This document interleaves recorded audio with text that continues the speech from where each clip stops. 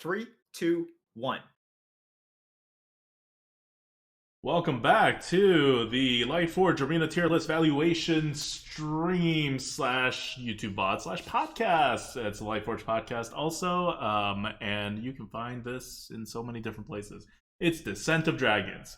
I realize that's not anywhere on our visuals, and we may not announce it every time, but it is Descent of Dragons. And we have gone through the top 7 so far. We're going to tell you now. We're going to discuss all the rest of the neutrals that are going to be relevant to the meta. And that, for me, is everything rated like 90 and above, or like 87.5 and above. Basically 90 and above in this case. So we're going to try to go through these as fast as possible, but also give you a proper analysis of what you should be looking for in these cards and how they affect the meta. Yes. All right. These are all neutrals. Remember, every class has access to them. Backbone of the arena, your neutral cards. Rare card, 2 mana, 2/3, Dragon Breeder, 128. 1 point above a Flame Juggler. And Flame Juggler is otherwise the other best 2 mana card in neutral. So its battle cry is choose a friendly dragon, add a copy of it to your hand. Very straightforward. The more dragons you have in the meta, the better this guy is. We have enough dragons to make it this good. This is going to be one of those cards in which Flame Juggler is consistently pretty good. This is not consistently pretty good, but you're going to have wild swings, right? And 2-drops that have extra value past turn 2 are always going to be pretty good. This is insane value if you hit it. And sometimes you just want to play like a Croc on turn 2. That's fine.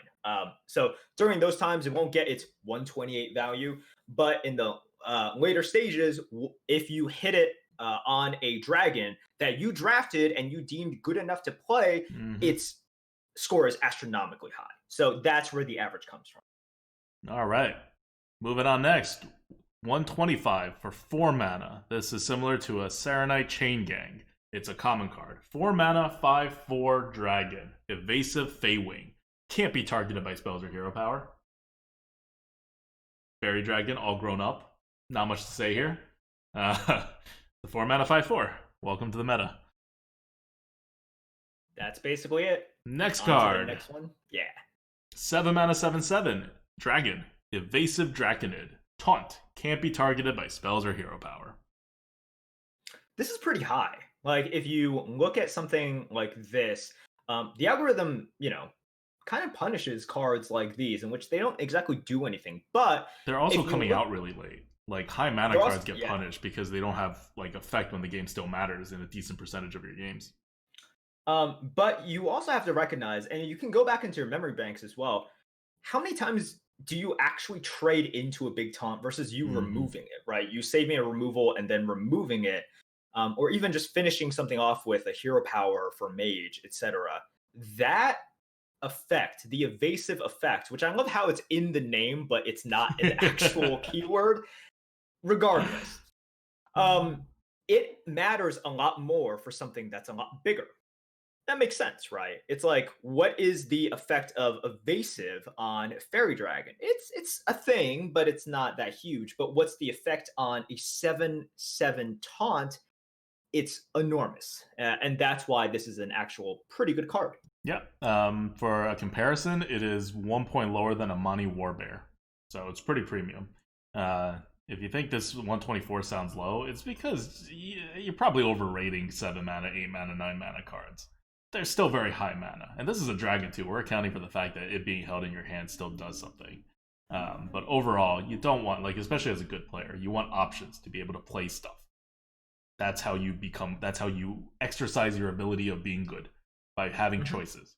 That's all the game is. So the higher the mana cost, the less choices you have if you draw it early on.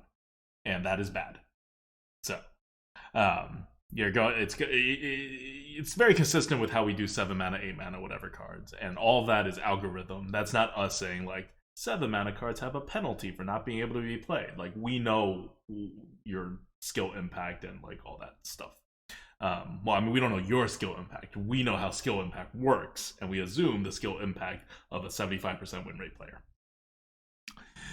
Okay, next up is 122 for 3 mana. This one is a Blowtorch Saboteur. It is it's epic, so you're not going to see it that often, but it's a 3 mana 3/4 battle cry. Your opponent's next hero power costs 3 mana. So it costs 1 more mana. This is not like the most ridiculous ability, even if you are messing with your opponent's hero power. But it's good. And throughout the span of a game, your opponent will hero power at some point, and you are messing with their turn. And mana for mana wise, you are gaining on them because you're not giving up any stats to do this. 3 mana for a 3/4 is what you should get. So you are gaining a mana advantage at some point over your opponent, which is pretty good. Yep. There's no 3 mana cards around this level, but if you want to compare, this is 122. 117 is Emperor Cobra. So this is pretty good. If you want to know how much the dragon tag is worth, by the way, just because you guys probably generally know what fairy dragon is worth, a fairy dragon is worth 122 in this meta. That's how good that freaking dragon tag is, and that's a fairy dragon. We want you to play that as quickly as possible. It's only 2 mana, so the dragon tag is actually worth less there.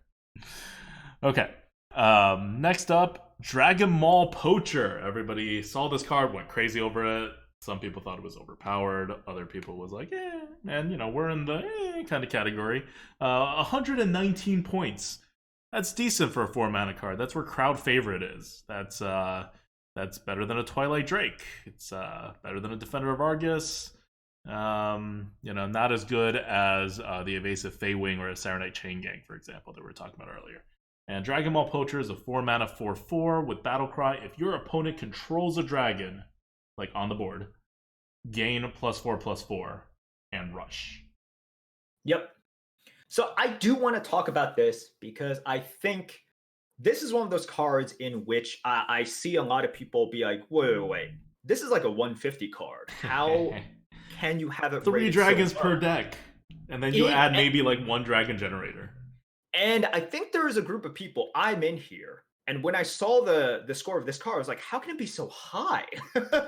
So look, this is 119, so it's around a 120, which is pretty good, right? This is like a 120 is about around the score of an average card in a deck that you draft, right? That's about it's around there. So for those of you guys who think that this score is way too low, your opponent has to have a dragon on the board. So here's the thing. We talked about this is a meta in which there won't be as many dragons as you think there will be. Like if people just draft normally, there's 3. And here's the thing. If you are waiting to play this and they have a dragon on the board already, and if you want the advantage of kind of, getting an 8/8 rush, which we identify is really, really, really, really, really good, you have to not kill the dragon. Or if you do kill the dragon, you have to hope that they play another dragon and you not play this. There are times in which this will win you the game. There are times in which this will single-handedly lose you the game because you have a dragon and they play it. Very much like Dragon Slayer, right? This sounds exactly sort of like how Dragon Slayer is. Big difference, Dragon Slayer is actual properly statted. 3 mana 4/3. This is 4 mana 4/4.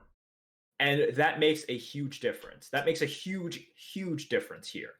So you are really threading a needle here with this battle cry. Don't think that your opponents will always have a dragon on the board. And if you draft this card, which you still should, right? Yeah, 120. Draft this card. Definitely draft it for the most part. If you are holding this for many, many turns in order to maybe get that value, sometimes it'll work out and you'll win the game. Sometimes it won't, but you're going to make a mistake if you keep holding this card, and that is going to lose you a lot of the games, and that's going to be very hard for you to internalize. You're going to remember the times in which this card lost you the game because your opponents played it. You're going to remember the times in which this card won you the game because turn 4 they played like a Twilight Drake and you play this and you take that win and you laugh your way to 12 wins or something. But you need to remember the times in which you either lost because you kept on holding on to this card, or you like significantly decrease your win percentage because it's actually not that common to have a dragon on the other side of the board. Yep. And if you're wondering what Dragon Slayer is worth in this meta, Dragon Slayer's not in this meta. So this is your Dragon Slayer equivalent, but the Dragon Slayer will be worth much more. You can think about this one as getting like a free Blessing of Kings if it triggers, and Dragon Slayer is getting a free Fireball. They're both worth 4 mana. They're both premium cards, except Dragon Slayer is on curve and Me All Poacher is not on curve, or it's like barely on curve. So yeah, I mean it's quite a significant difference. Thank God Dragon Slayer's not in this meta. Do not need more swings. Okay, next is a card that you can use as a stand-in for how much a 3/4 vanilla card is worth, because it is a Dread Raven, which is a 3/4 vanilla card that is also a beast. It technically says has +3 attack for each other Dread Raven you control. But really, it basically has no ability when it comes to the arena. It's a 3 mana 3/4 beast. Yes. And yeah, it's a beast. That is, and that is a 115. 115. And if you're wondering what a 4/3 is worth, I'll tell you what Injured Blade Master. Injured Blade Master is 111. So, yeah, that's pretty similar. Yeah, pretty similar. We give a little bit more value, or the algorithm gives a little more value because of what is in the meta to a 3/4. Yeah. But they are very, very close. Gone are the days when 3/4s are so much better than 4/3s. Yeah. And that happens. So that's where this card is at. Not too fancy. Now, rated the same is Living Dragon Breath, 3 mana 3/4 elemental. Your minions can't be frozen. Now, that's a more useful ability than the Dread Raven's ability, but elementals are overall less useful than beasts. We're in neutral right now, so just averages everyone's scores. I think if you go to a non-beast class, Living Dragon Breath will be a little bit higher, but it's still not terribly useful. There's not a lot of freezes in this meta. Like your main freeze that you normally like are thinking about dealing with is Glacial Shard, and that's not in this meta. Right. So remember, guys, the scores that we give you are in a hypothetical neutral class. This is a class that kind of... so you might think about it in terms of like, oh, wait, one card is so much better than the other because I play Hunter a lot, or, oh, I play Mage a lot and the Elemental is great, Shaman, etc. This is just general. And once the tier list actually comes out, you can see the differences in the classes, because there will be differences. But here for this hypothetical neutral class, they are the same. All right. 115 is around like, it's around what your average card in your deck is going to be. It's a little bit below that. Yeah. Next up is Hippogriff. Hippogriff. I'm tired of you saying it wrong. Please. Hippogriff. I don't know why I say Hippogriff. I don't know either. It's a Y. So. Y does not sound like Hippogriff or Hippogriff, depending on how you want to pronounce it. No. I told you how to say it. 4 mana 2/6 beast with Rush and Taunt. It's a very simple card. And it caused us, we mentioned this before, like probably somewhere between 20 and 40 man hours to deal with. It's actually like, sadly, it's like one of the most time-wasting cards, the probably most time-wasting card in this entire expansion for us to actually algorithm. And that's because there was a area that we had not done as rigorously in Rush as we should have, and then we eventually caught it and we fixed it, and now all the rushes with high health have changed a little bit, which didn't affect many cards by more than like 5 points at most, but Hippogriff moved like 30 points or something. Hippogriff moved like 30 points or whatever. So it's a 114 now. We're happy with that.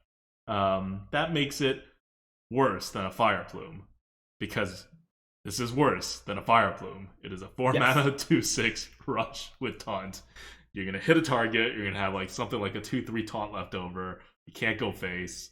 But if your opponent has nothing on the board and you just need to play it, like it's better than a Fire Plume. But overall, it's worse than a Fire Plume. We had that. We're like, this can't be better than a Fire Plume. Like, and as long as it's better than a Fire Plume, something's wrong with our rush equation or our deal damage equation.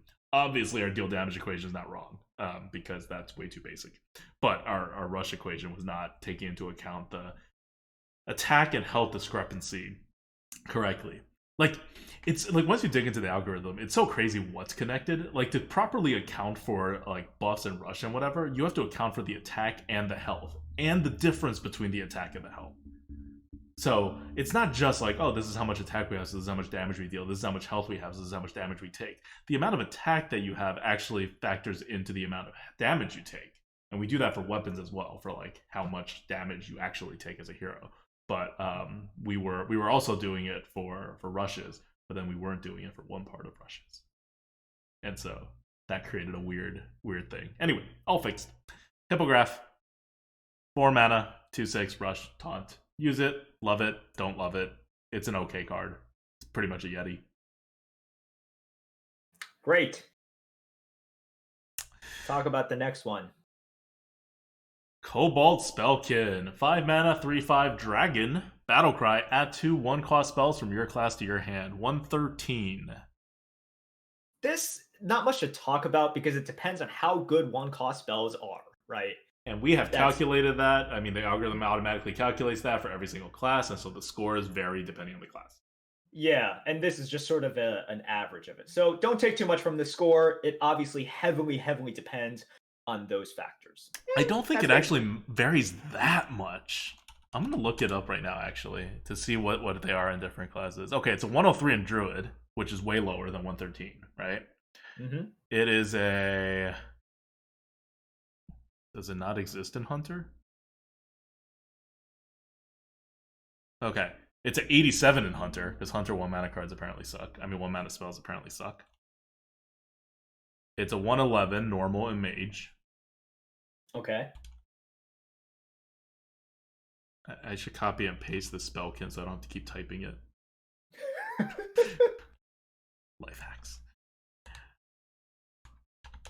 What? Oh, it's already highlighted. Oh, damn. And Paladin's a 136. Because Paladin 1-mana spells are apparently better overall. That makes sense. In Priest, it's a 104. Again, a little below average. Okay. In Rogue, it's a 99. Significantly below average. I don't know what 1-mana cards are in Rogue, but I guess not the good ones. Because the Rogue has some good 1-mana spells. But yeah, it's like Deadly Poison, you know? Yeah. I mean, Deadly Poison is not that great. I think we're way past the time when Deadly Poison is actually a good card. Yeah, I remember when you had an argument, kind of. It's like, oh, do I pick Deadly Poison or do I pick, like... Backstab, Eviscerate. It was Backstab, Eviscerate, Deadly Poison. Those were the big three. And now you're looking at it and you're like, what? Well, how was Deadly Poison ever a part of that argument? And it's because nobody went face back then. Yeah. Shaman is 130, so Shaman has good 1-mana cards. In particular, the new one, Stormwrath. All right. Anyways, okay. Hold on. We're almost done. Warlock has good 1-mana cards. Warlock is 138. And Warrior as 106, a little below average. Just wanted to walk through it because there was such a big difference between the classes. All right. Just trying to keep you honest, keep you on track. Let's go. Blazing Battle Mage, 1-mana 2/2 is our next card. It is 111. It is basically a Yeti. That's right. A 1-mana 2/2 vanilla card is a Yeti. Yep. It is not a super overstated amazing card. It is a Yeti. No. It's this is a very fair card. Very fair card. Mm-hmm. You definitely see it. You'll definitely draft it, but there's nothing like groundbreaking about this thing. Yep. Cool. Similarly rated, 110, so basically the same score. This is where like Ascetic Swamp Ooze is at. It is a 2-mana 2/1 beast, Evasive Chimera. Oh my god. Chimera? Yes, that is Chimera. Exactly it. It's an Evasive Chimera.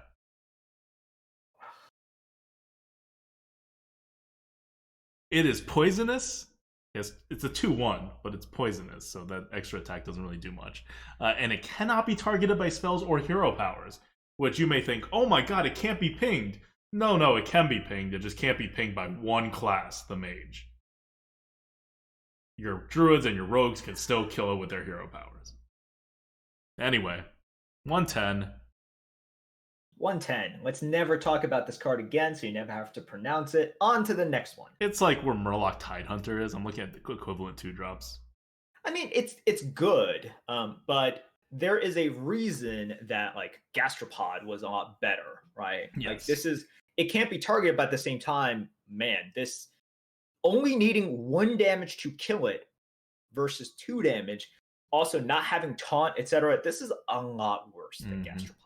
And it shows in the score, and I think when you use it in games, you'll see that as well. Yep. Next up, Grizzled Wizard. Epic card. This one's interesting. 2 mana, 3/2. So it's on curve. Battle Cry. Swap hero powers with your opponent until your next turn. So you have more interesting ways to disrupt your opponent's hero powers. You saw before with that 3 mana card that you could disrupt your opponent's hero power by making it with the Blowtorch Saboteur. You make it worth like 1 mana more, so you cost them a mana. Here, you deny their hero power the next turn, but you give them yours. Or, if their hero power is useful to you this turn, you can take it this turn and then use it on the same turn. So, I really like the design of this card. Yeah, I like it too. It's good. Next up, 108, 3 mana, Scale Rider, 3 mana, 3/3. Battle Cry. If you're holding a dragon, deal 2 damage. It's good if you get it off. Yep, and it's bad if you don't get it off. Yeah, a 3 mana 3/3 is not good. There are a decent amount of 3 mana 3/4s, and you just get dominated by those. And like we said, this is you don't have that many dragons. All right, so more often than not, it is going to be a 3 mana 3/3 and not a 3 mana Fire Plume Phoenix. That's the way you should think about it. That's basically it. This is just very algorithmed out. I'm surprised it's so high. Because 3 mana 3/3 is so bad. But I guess it's kind of game changing if you get it off, right? Like, especially early. 3 mana Fire Plume Phoenix is really good. No, so that's where we're at. Okay. So people in chat are asking for the Grizzled Wizard, what it's worth in Warrior. I'll go look it up. It's not that much higher. It's a little bit higher. It's a 115 in Warrior. It's a 108 on average. 7 points is significant. Yeah, like that. In this area, it's a pretty big change. Right, because what you have to think about as well is now we're looking at least the mid game, right? In which if you're swapping hero powers, the value you get is they need to use their hero power, and you want to use their hero power, right? Yeah. Like so, one or the other, or maybe both. Yeah, and it has to be turn specific, etc., etc. So 7 points is I'm actually surprised it's that much. Yeah, I mean the algorithm knows everything. We're actually in the middle right now. The tech director is fixing something that has to do with hero powers, but it will hopefully. I don't think it affects this particular card, but we upgraded. We upgraded the hero powers to deal with some of the other cards, and it messed some of the other things up. But those are old things, and we're fixing it right now. Okay, Gyrocopter. The first mech to show up in neutral. It's a 6 mana 4/5 mech. Rush Wind Fury. So it is a Wind Fury Harpy, but has Rush. God, it's so sad, man. And it's only a 102. 102 is where Ironfur Grizzly is at. Like, it's where your Spiteful Smith or so. Okay, but here's a better comparison. Silvermoon Guardian. Like, it's okay, and you gave Wind Fury Harpy freaking Rush. Yeah. It's pretty surprising. Yeah. So some people think it's too low. If you're wondering what something like, I don't know, a multi-shot that deals 4 damage instead of 3 damage would be, that would be like 5 mana. This is 6 mana. And if you just like play it without killing something, it's like really bad because you just basically played a Yeti for 6 mana. There are situations in which it is good, but there are more situations in which it's just overpriced. And in this meta, there's no magnetic, so you can't do fancy stuff with it. This is interesting though. Like, the fact that they put it there will make future mech themed wild rotations much more interesting. Okay. Next we have Res Purifier. Res Purifier is a 2 mana 3/2 epic battle cry. Transform all neutral cards in your deck into random cards from your class. That's not great. This is worse than a Raptor. This is worse. That's a negative ability. Yeah. FYI. The neutral cards you draft are going to be good. Random class cards are not. Class cards are good. Random class cards are not good. So you, on average, you are actually hurting your deck.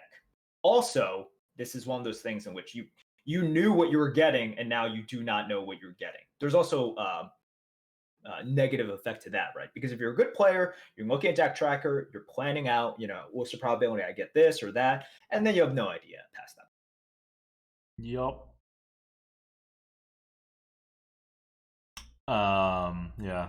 Just it's a negative ability. It's not that negative of an ability, but like the Raptor is a 108 and it's a beast. I don't know how much beast is worth overall, like in neutral. Let's pick a class in which beast is not worth anything. Let's just take like mage. In mage, a Raptor is worth 106, and this guy's worth 105. So in mage, where the beast tag is worth pretty much nothing, this is like 1 point lower. So it almost evens out basically, right? Like it's very close to evening out. Cool. Okay. Next is a Transmogrifier. Kind of the same thing. What the hell? Okay, dude, please. Transmogrifier? Look at the okay. Is it really not Transmogrifier? Oh, Transmogrifier. Holy shit, dude. Why do they make... Okay. Please go on.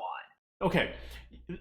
You understand they could have named all these cards anything they wanted. I don't understand anything. They can name it anything. And they picked one with like 13 complicated syllables strung together. That is not a word. Okay. You have a different definition of 13 than most people do, all right? That is not 13. And like Twitch chat is saying right now, transmogrify is an actual word. This isn't them creating some weird onomatopoeia. But if you could pick words, transmogrify would be close to the bottom of words you pick to name things. Transmogrify, like you don't hear like children being named transmogrify or transmogrify, because that's not an actual word. Tell us about Transmogrifier and why it is a 98 on the tier list. The Transmogrifier is a 2-mana 2/3. Whenever you draw a card, transmogrify it into a random legendary minion. So every time you draw a card, which is a card that you have specifically put into your deck because you think it is okay, don't do that, and instead turn it into something that is a random legendary. Legendaries are generally better than regular cards, but not that much better. And random legendaries are a little worse, I think. Yes. Actually, I don't know about that. That may be... Hold on. Now that I'm looking at the tags, I'm a mage again. Transmogrifier is a 98, and Croc is a 97. Oh, I'm wrong. This is a positive ability by 1 point, according to the algorithm. Oh, snap. But basically, it's like the other one. It kind of evens out. Yeah. All right, cool. And keep in mind, we penalize RNG. Not a lot when it's in-hand RNG. It's actually like very little when it's in-hand RNG, but we do penalize it a little bit because we don't like RNG. And if you're a good player, you shouldn't like RNG. It just lowers your win rate because your win rate with no RNG should be 75%. Your win rate with RNG is like 50-50, right? It's lower. So if you're like not a good player, it's probably better than the vanilla equivalents. Just something to consider. Okay. Utgard Grapple Sniper. 6 mana 5/5. Okay, how do you pronounce that correctly? I don't know, that's just how it reads. Utgard. How else would you pronounce Utgard? Or Grapple Sniper, which is two very common words put together. Transmogrifier. How about... No. You know what? I'm not. Okay. It's a 6 mana 5/5, which is not good. Battlecry. Both players draw a card, which is not good. If it's a dragon, summon it, which is not good. Like, you may be thinking, well, these could all be good if you have more dragons, or if, like, you get to use your card before your opponent uses their card, right? Well, you've already spent 6 mana using this card. Who knows if you're going to be able to use your card. Also, you don't necessarily have more dragons than your opponent. You don't know that. Like, everyone's going to be building dragons. Like, that's kind of a crap shot. And it's such a huge freaking swing whether you get a dragon or not. And you don't want that swing as a good player. And on top of all of that, if your opponent summons a dragon, they get to, like, attack with it first. Whereas if you summon with it, you still have to wait.